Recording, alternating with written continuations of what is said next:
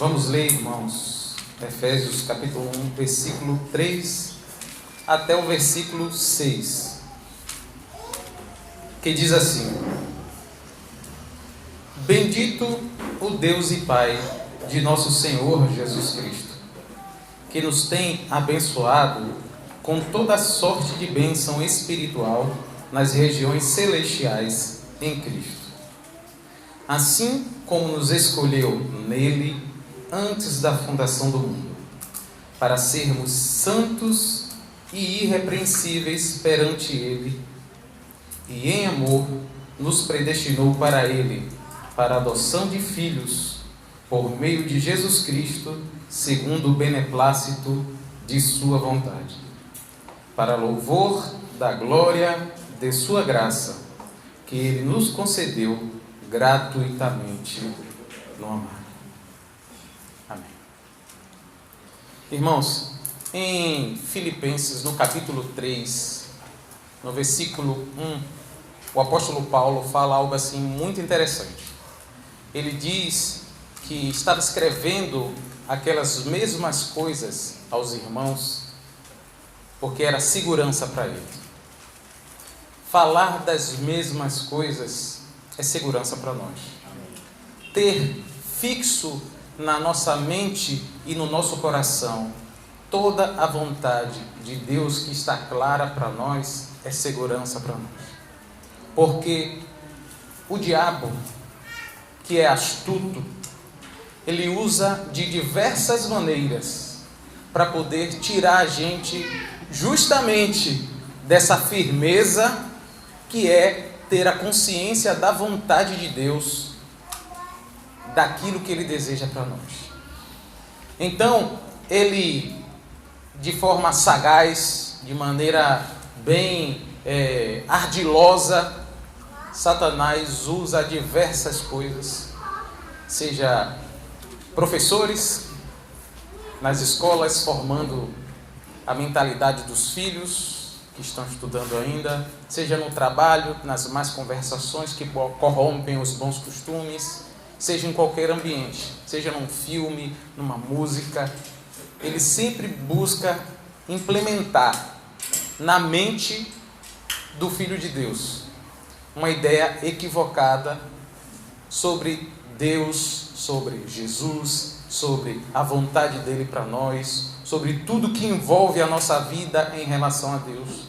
Porque a partir do momento que nós perdemos esse norte, perdemos essa consciência, nós ficamos vulneráveis para os ataques mais efetivos dele.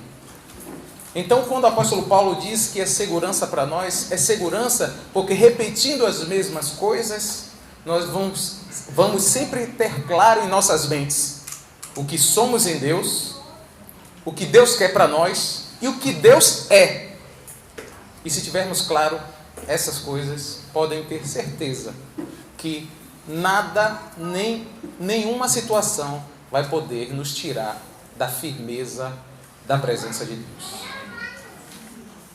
Esse texto é um texto que, o texto de Efésios, é um texto que fala sobre alguma dessas coisas, que a gente precisa ter firmeza. Nós utilizamos aqui, nessa congregação, esse texto como base para falar do propósito eterno de Deus. Nós entendemos pela palavra de Deus que Deus tem um propósito, que Deus quer ter uma família, que Deus quer ter um povo, uma família de muitos filhos semelhantes a Jesus. E entendendo isso, esse texto, ele nos ajuda a nortearmos esse entendimento, pelo menos em alguns aspectos. Voltando ainda a falar sobre a questão do entendimento que a gente precisa ter firme, também é comum, acontece, e aí eu já estou falando de forma mais genérica, não estou falando da nossa congregação especificamente, porque a gente tem como carro-chefe uma pregação que fala desse propósito eterno, mas é comum no meio dos cristãos em geral não ter um entendimento dessas coisas. Sobretudo disso que está se falando aqui nesse texto de Efésios 1, do 3 ao 6. E isso acontece porque, na maioria das vezes, as pessoas não se debruçam a estudar, elas não têm esse texto como um texto de pregação nas suas congregações, de discussão. E como a gente conhece aqui no Brasil, a realidade evangélica, infelizmente, tem sido triste, porque se fala muito sobre prosperidade, se fala muito sobre tantas outras coisas que boa parte delas estão inclusive equivocadas, e às vezes se pegam pontos bem periféricos da palavra de Deus e transformam isso em muleta e deixam de se concentrar num assunto desse que é bem importante. Então há um desconhecimento por parte de muitos irmãos sobre esse assunto, e isso gera na vida deles uma série de inseguranças que nós não precisamos ter. Volto a dizer, se tivermos consciência do que esse texto diz, estaremos bem, estaremos firmes, estaremos seguros, porque estaremos firmados em algo que Deus tem com as nossas vidas e que não muda por nada desde antes da fundação do mundo. O caso dessa carta aqui especificamente, que o apóstolo Paulo escreve, a carta aos Efésios, a situação até tem um pouco de semelhança com esse desconhecimento. Porque imagine vocês, quem fundou essa igreja foi o apóstolo Paulo. O apóstolo Paulo chega lá em Éfeso, prega o evangelho, algumas pessoas se convertem e a partir daí ele começa a estabelecer a igreja. E ele passa um tempo lá nessa igreja e em determinado momento ele sai, deixa presbíteros lá e continua a jornada dele de plantação de igreja, de missões. Só que nesse período em que ele está fora da igreja em Éfeso, em algum momento ele é preso. E aí, se a gente lê o livro de Atos, a gente vê que lá ele é preso, levado de Jerusalém, e a história é longa, estou resumindo aqui, e ele chega até Roma, e em Roma ele fica preso em uma prisão domiciliar. É dado direito a ele, por ser cidadão romano, de ficar numa casa onde ele é guardado por guardas, por soldados, e fica lá e tem autonomia, inclusive, de receber algumas pessoas e de escrever coisas e mandar cartas, enfim. Mas ele estava preso. Ele estava de alguma maneira limitado. E isso gerou inquietação aos irmãos de Éfeso. Porque imagine, vocês, esses irmãos, receberam a palavra de um apóstolo que na vida dele manifestavam muitos dons. Paulo tem experiências assim das mais diversas. Quem lê Atos dos Apóstolos pode ver. De um simples lenço que alguém leva dele para que alguém seja tocado, à ressurreição de morto. Paulo tem experiências das mais diversas. Então, quando se olhava para ele, não se via como um servo de Deus natural. Mesmo que ele se posicionasse de maneira a dizer que era um simples discípulo de Jesus, ele era humilde, inclusive ele dizia que ele era o principal dos pecadores, mas é óbvio que ninguém olhava ele como alguém menor do que aparecia ser. Ele certamente era o apóstolo de Jesus, a pessoa que Jesus apareceu, que comissionou, e que inclusive Deus confirmava isso usando ele em milagres extraordinários. Então, você ter a notícia de que um homem desse, que já passou por tantas experiências milagrosas, agora estava preso, contido, era algo, pelo menos, inquietador. As pessoas ouviram isso e disseram: o que está acontecendo? O que aconteceu com o apóstolo Paulo? Por que ele ficou preso? E ele escreve essa carta aos Efésios para explicar que era para os irmãos não estarem abalados nem tristes. Pelo contrário, isso era motivo de glória, porque Deus tinha um propósito eterno que incluía a vida dele e que nesse propósito Deus fazia do jeito que ele quisesse. Então, se ele estava preso, não era por outro motivo, senão pela soberania de Deus, que naquele momento específico queria que ele estivesse preso para ele cumprir a missão dentro desse propósito, de maneira a estar preso. E aquilo que poderia ser inquietação para muita gente, Paulo estava muito bem, muito tranquilo de que aquela era a vontade de Deus, porque ele sabia muito bem quem Deus era, sabia muito bem a missão que Deus tinha para ele, sabia muito bem quem ele era em Cristo, e que nenhuma situação, por mais adversa que parecesse ser, não ia mudar essas definições e a paz que ele tinha com Deus. Então, quando eu falei para vocês aqui de que isso traz segurança, esse conhecimento, de fato traz. Para o apóstolo Paulo trouxe. Ele estava tranquilo. E ele escreve para mostrar aos irmãos que eles devem estar tranquilos também. Porque a vontade de Deus para nós sempre é boa, perfeita e agradável. Quando ele começa a falar aqui no versículo 3, ele começa a descrever tudo isso que eu estou dizendo para vocês. Obviamente teríamos que falar sobre a carta toda, versículo por versículo, que não é possível hoje. Então a gente vai citar, ler esses versículos e tentar explicar um pouco do que ele estava transmitindo aos irmãos. Bendito o Deus e Pai de nosso Senhor Jesus Cristo. Primeira coisa que o apóstolo faz é louvar a Deus. A palavra bendito significa louvado. Então o apóstolo Paulo já começa a falar de tudo isso que diz respeito ao propósito de Deus, louvando a Deus. Bendito seja o Deus e Pai de nosso Senhor Jesus Cristo. E por que Deus é bendito? E por que Ele precisa ser louvado? Por que nós devemos louvar a Deus? Ele começa dizendo que nos tem abençoado com toda sorte de bênção espiritual nas regiões celestiais em Cristo. Duas coisas importantes aqui. Tem gente que às vezes se inquieta com a bênção do ímpio. Eu imagino que vocês já devam ter visto alguma pessoa que é cristã em algum momento dizer assim: como é que pode? Aquele cara é ímpio, rouba, é corrupto, é perverso e está sendo abençoado, e eu aqui, um filho de Deus, estou aqui passando por necessidade, estou passando por luta, estou passando por conflitos. Alguém já ouviu alguém falar isso aqui? Já ouviu, não foi? É. Só que quem fala isso não sabe de um detalhe. Deus, Ele não só abençoa o justo. Deus abençoa o injusto também.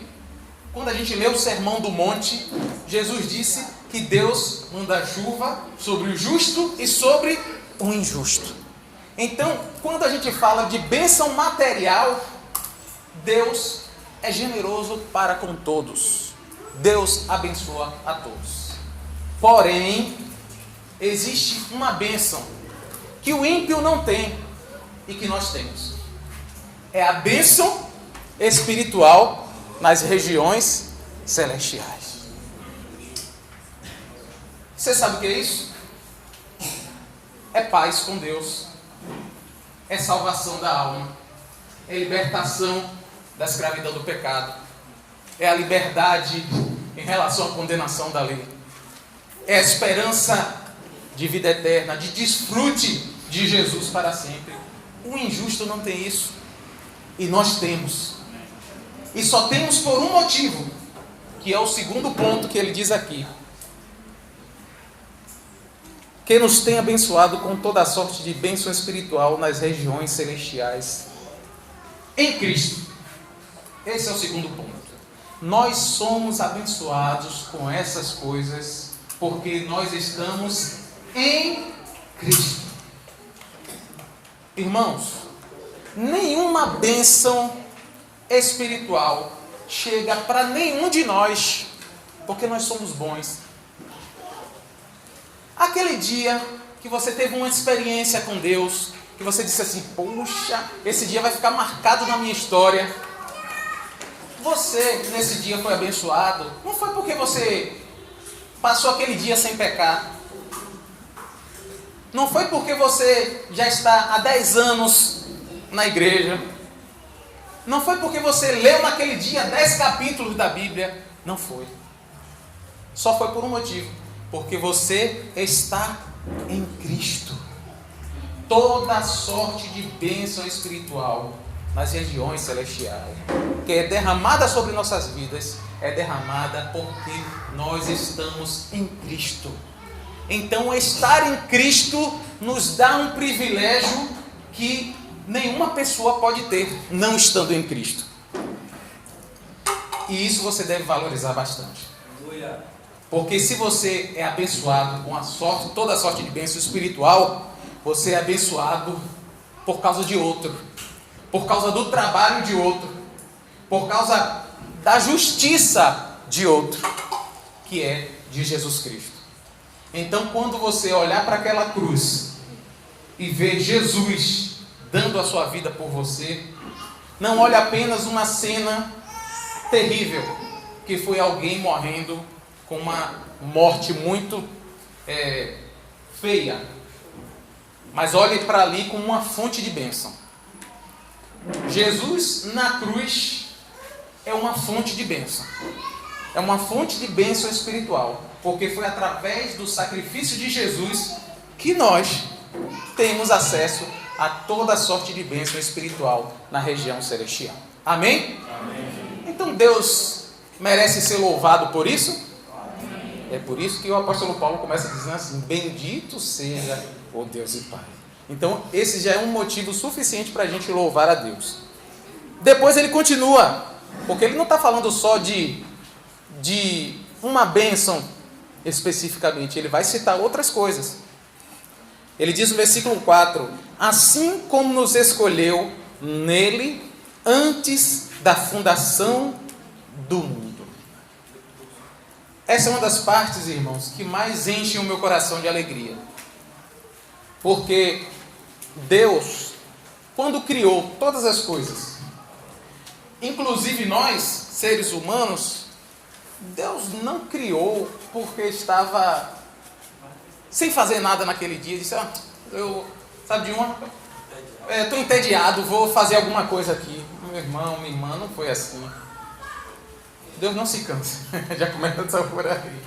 Deus não se cansa. Deus, como diz o pessoal, Deus é Deus e vice-versa. Deus, quando pensou em criar todas as coisas, inclusive nós, Deus criou com um propósito. Aliás, Deus, Ele não faz nada sem propósito. Nada. Então, quando Deus pensou em mim e pensou em você, Ele não pensou em mim e em você quando Adão e Eva começaram a procriar. Ou quando nosso papai e nossa mamãe tiveram um contato de marido e mulher. Não foi assim. Deus já tinha pensado em mim e em você antes da fundação do mundo. A nossa vida não é um acaso. A nossa vida é fruto de um propósito. Deus nos escolheu. E sabe o que é que eu acho assim mais impactante? É que no propósito de Deus existia uma definição em Deus, que o homem pecando como pecou, ele não ia mudar o seu propósito para conosco. Ou seja, Deus havia nos escolhido antes da fundação do mundo, aí Adão pecou e nós consequentemente pecamos, aí Deus agora ele pecou, desobedeceu, fez isso, fez aquilo, eu não tenho mais interesse nele, eu largo ele de mão. Não foi assim. Deus, quando pensou em mim e você, e me escolheu a mim e a você, Ele escolheu de uma vez por todas. Custe o que custar.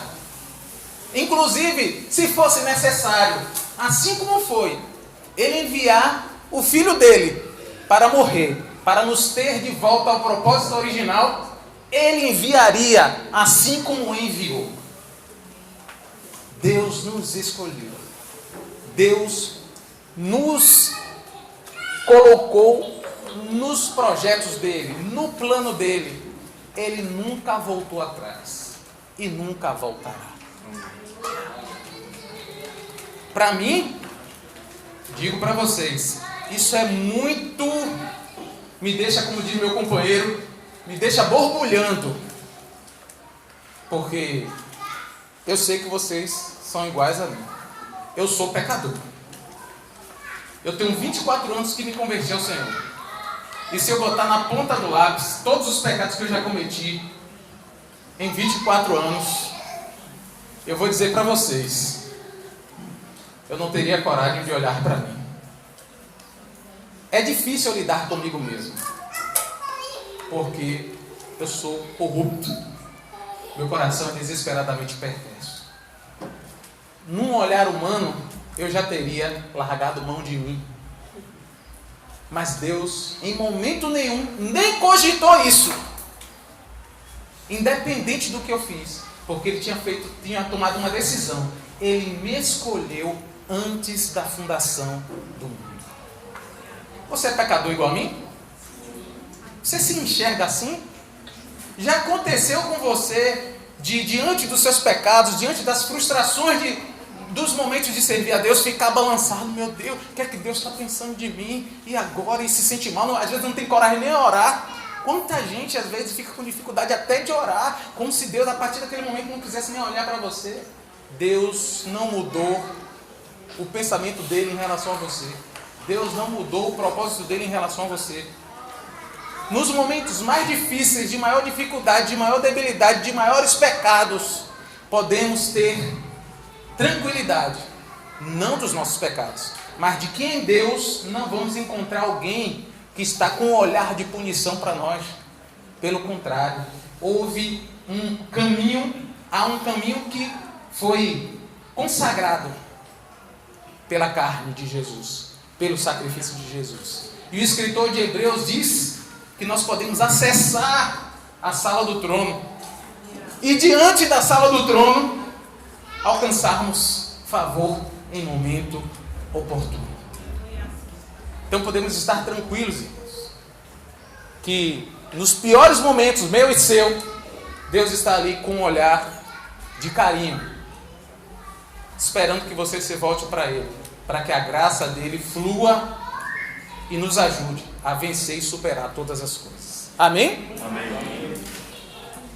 Deus nos escolheu. Quando eu estou falando de uma série de pecados, frustrações, problemas, eu não estou querendo dizer com isso que a nossa vida tem que ser assim, de pecado, de frustração, de problema.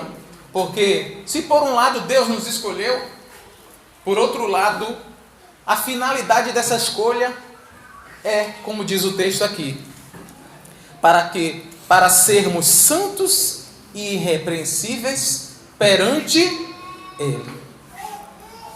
Você sabe que Deus te escolheu? Você crê que o que a Bíblia diz sobre o caráter de Deus em ter te escolhido é verdadeiro? Então só há uma opção para você: é se consertar. Se está passando por situações assim, se estiver passando por situações difíceis, arrependa-se. Busque o conserto diante de Deus, porque Deus te chamou para ser santo e irrepreensível perante Ele. E se você não está nessa situação, está bem? Está firme, está em santidade? Persevere.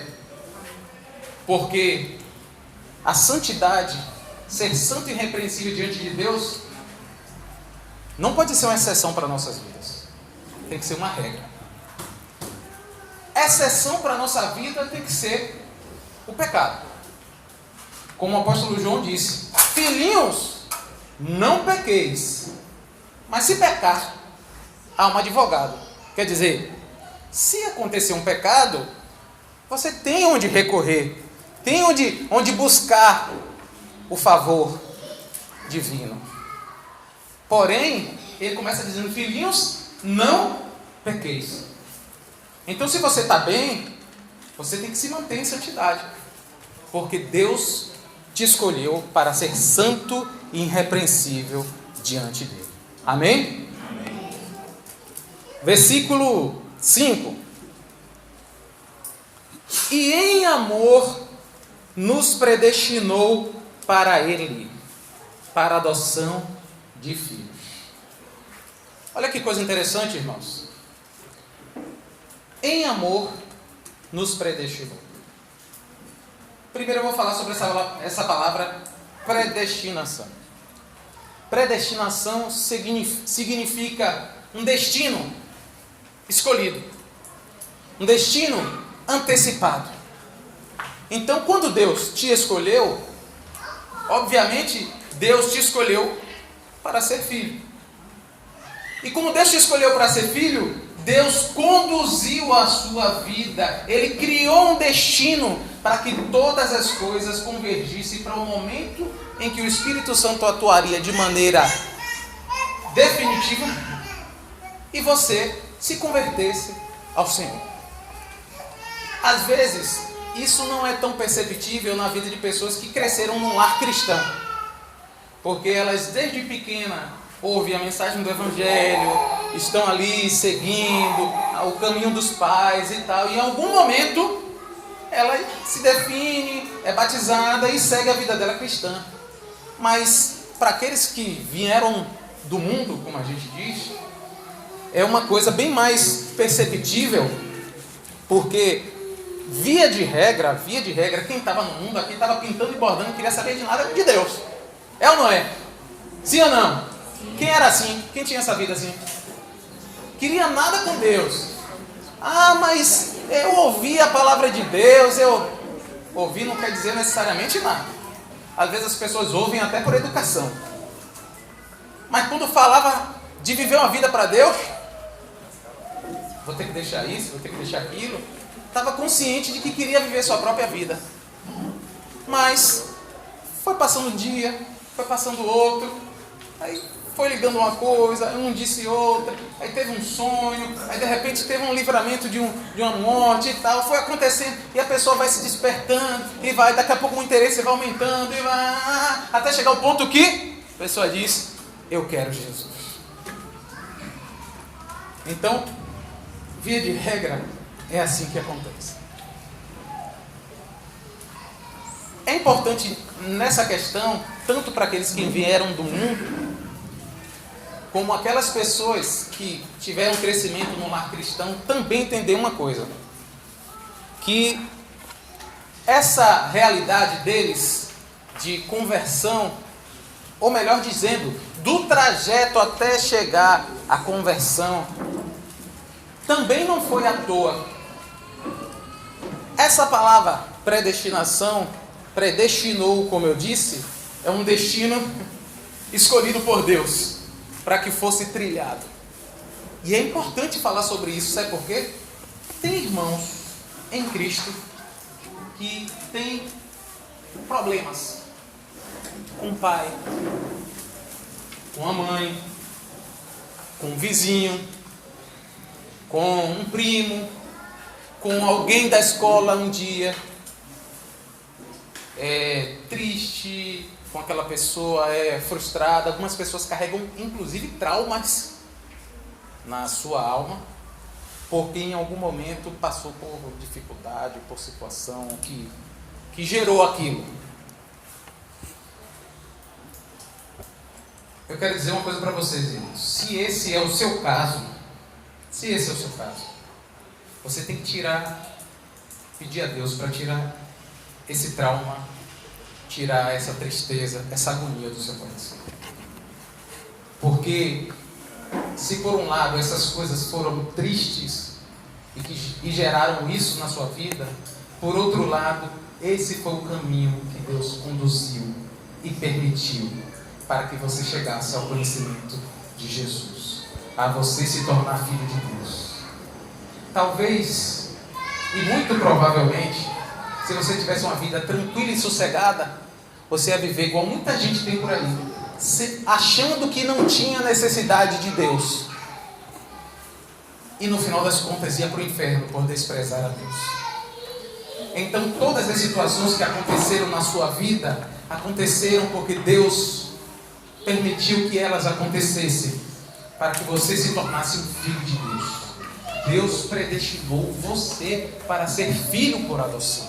Então você não tem que olhar para o seu passado tendo mágoa. Obviamente, por seus pecados, você tem que ter tristeza. Por ter você conduzido a sua vida, você tem que ter um olhar de pesar. Mas em relação àquilo que conduziu você das mais diversas formas a chegar a Jesus, você não tem que estar batido com isso, nem triste. Você tem que estar feliz. Feliz. Não pela dor que teve, mas por Deus ter tido misericórdia de você.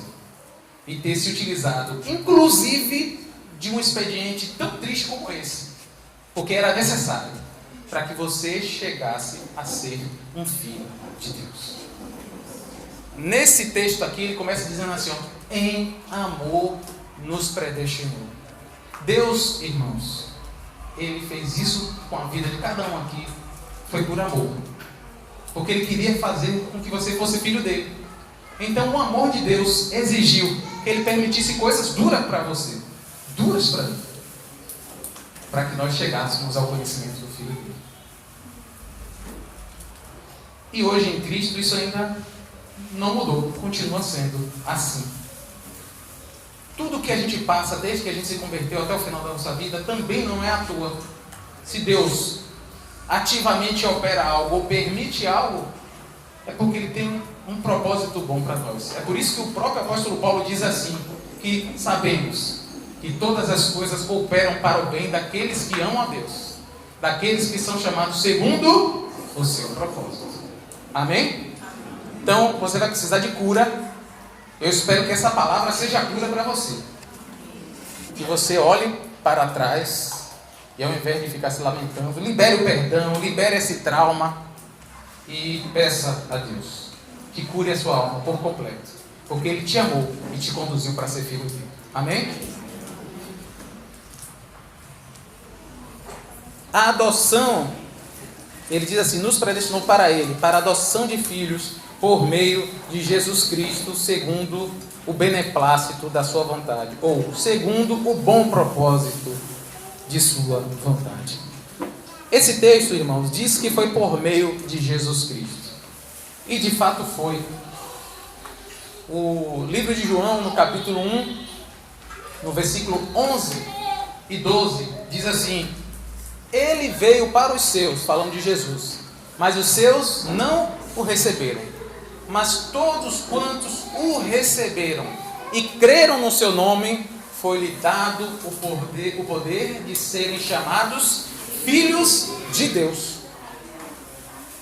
Então foi por causa de Jesus, pela morte dele e por recebermos a Ele, que nós nos tornamos filhos de Deus. Tudo que diz respeito, como eu disse anteriormente, sobre a bênção espiritual, mas não só isso de forma genérica, mas tudo realmente na nossa vida, inclusive a adoção de filhos, foi por causa de Jesus, foi por estarmos em Cristo, foi pela obra dele. Esse é o fruto do trabalho penoso de Jesus. E por isso nós temos Jesus como a pessoa mais importante da nossa vida. Mais importante do que Jesus não há. E eu digo para vocês que inclusive Deus, o Pai, quer que seja assim. Deus, o Pai, não se sente enciumado de darmos glória a Jesus.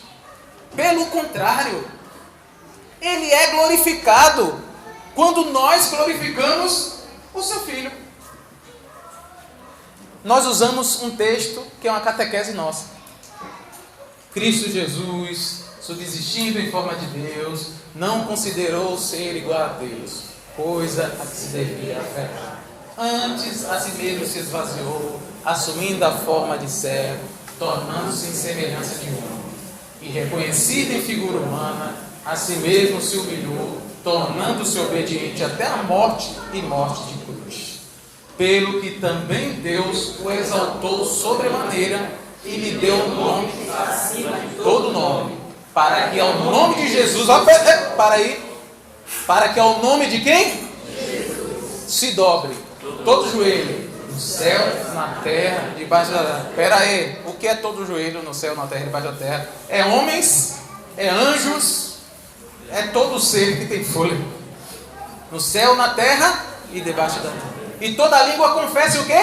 Que Jesus Cristo é... Para quê? Então, Deus é glorificado quando todos reconhecem o senhorio de Cristo.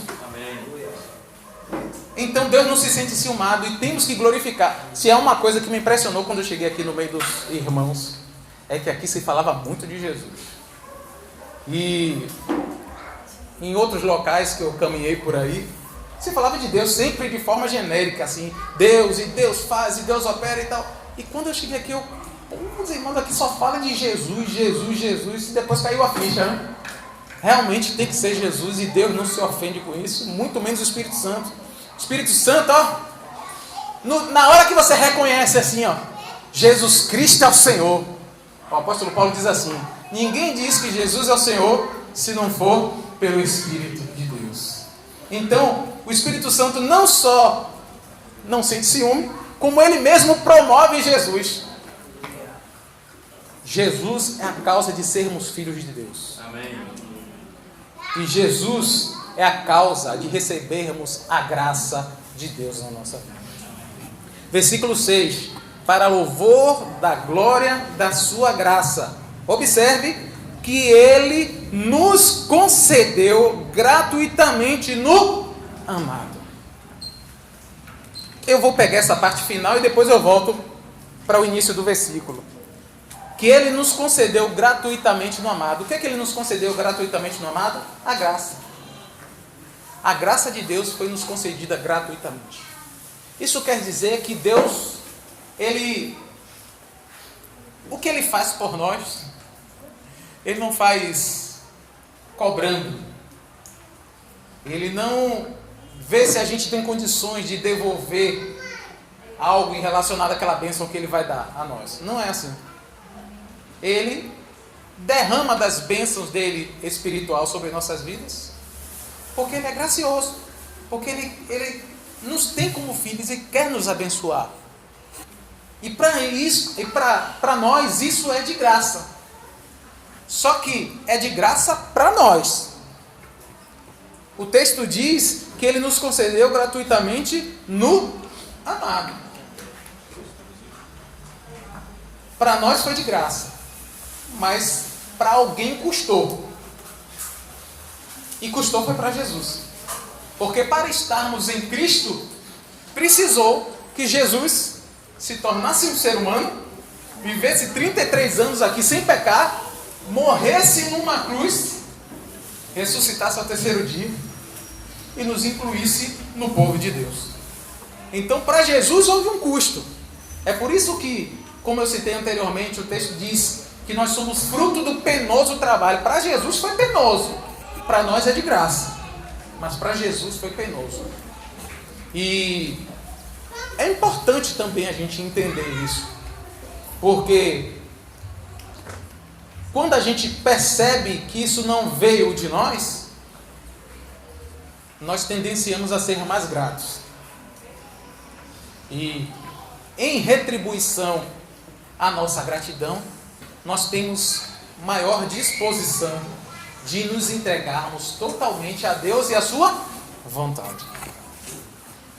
E aí o início do versículo 6 diz assim, ó: para louvor da glória da sua graça. Gente, nenhuma palavra aqui na Bíblia está por acaso.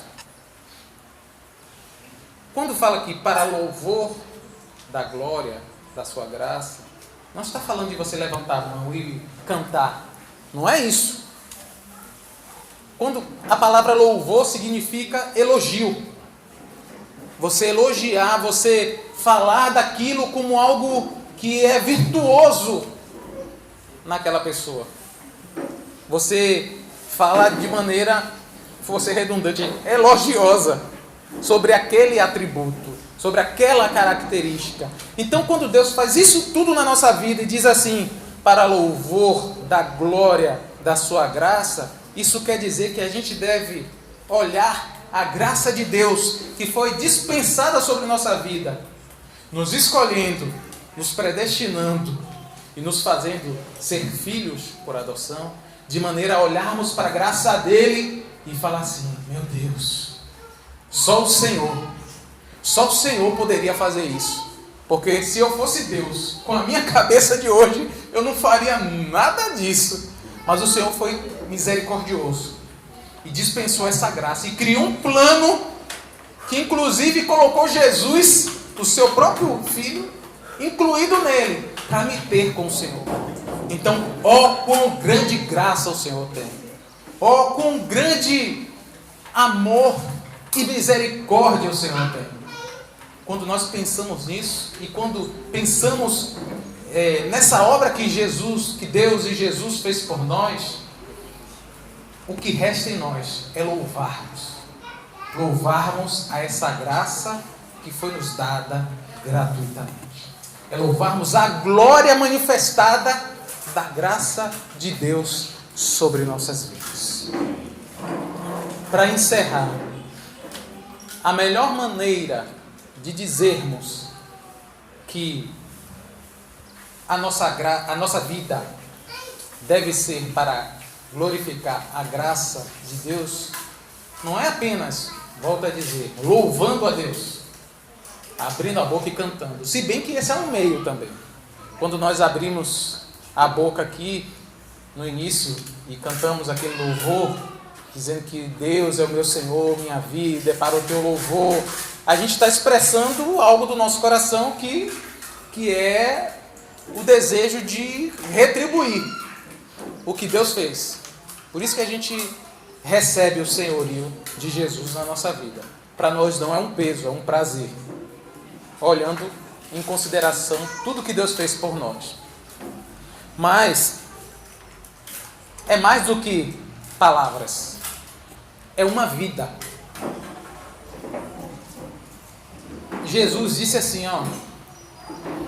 aquele que me ama, guarda os meus mandamentos. Guarda e cumpre os meus mandamentos. Que o louvor da glória, da graça de Deus, expressado por você, não seja apenas de palavras, mas seja de toda a mente, de toda a alma, de todo o teu coração, de todas as suas forças. Que você olhe para o que Deus é gracioso, para o que Deus tem com você, te fez filho, para todo o plano que Ele criou antes da fundação do mundo e te incluiu. Que você olhe para isso tudo e olhe para a sua vida, mesmo nos momentos mais difíceis, e se segure nisso, se prenda nisso, se aferre a isso. E pode ter certeza, se você fizer assim, nada vai te abalar. Você vai perseverar até o fim, até o dia de Cristo Jesus. Em nome de Jesus.